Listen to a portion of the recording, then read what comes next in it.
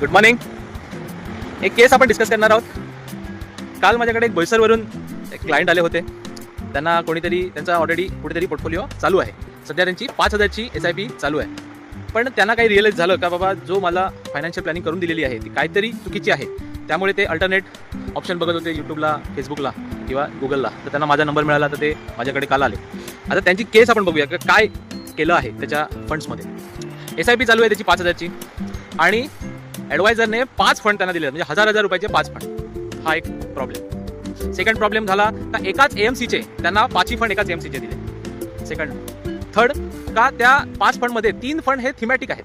Thematic म्हणजे आपण एक सांगू शकतो बँकिंग अँड इन्शुरन्स झाला एक थीम झाली, किंवा इन्फ्रास्ट्रक्चर एक थीम झाली, एनर्जी एक थीम झाली, किंवा अजून रिन्युएबल एनर्जी एक थीम झाली. अशा प्रकारे त्यांनी थीम वाईज फंड दिले आहेत. त्यामुळे ह्या 3 चुकांमुळे त्यांचा एक प्रॉपर फायनान्शियल प्लॅनिंग होऊ शकली नाही.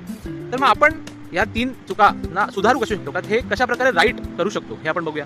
पहिली गोष्ट म्हणजे आपण जे त्यांनी 5,000चे 5 फंड दिलेत तर त्या 5 फंडची काही रिक्वायरमेंट नाही. मिनिमम 2 ते 3 फंड इनफ आहेत 5,000 SIP साठी. जर 10,000ची असेल तर आपण एखाद फंड वाढू शकतो, म्हणजे एक सेगमेंट वाढू शकतो. पण 5,000ची SIP ला तुम्हाला 2-3 मॅक्सिमम 3 फंड इनफ आहेत 5,000च्या SIP. आता हा एक सोल्युशन आहे त्या गोष्टीचा.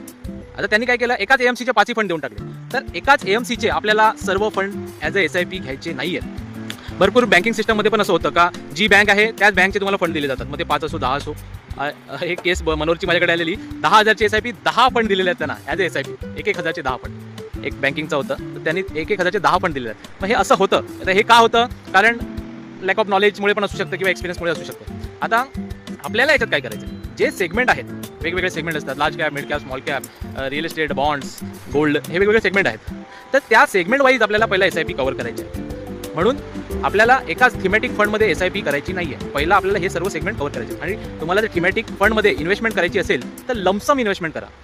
थिमॅटिक फंडमध्ये आपल्याला काय करायचं आहे, लमसम इन्व्हेस्टमेंट. आणि जर तुमचं विजन लॉंग टर्म असेल 10-20 वर्ष तरच थिमॅटिकमध्ये तुम्ही इन्व्हेस्टमेंट करू शकता. अदरवाईज थिमॅटिक फंडमध्ये तुम्ही लमसम इन्व्हेस्टमेंट करा.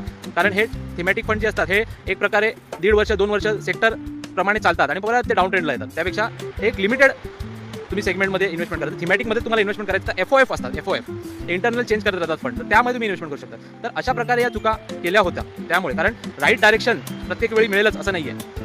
पहिली चूक की का 5,000च्या 5 फंड घेतले ते आपल्याला नाही करायचं आहे.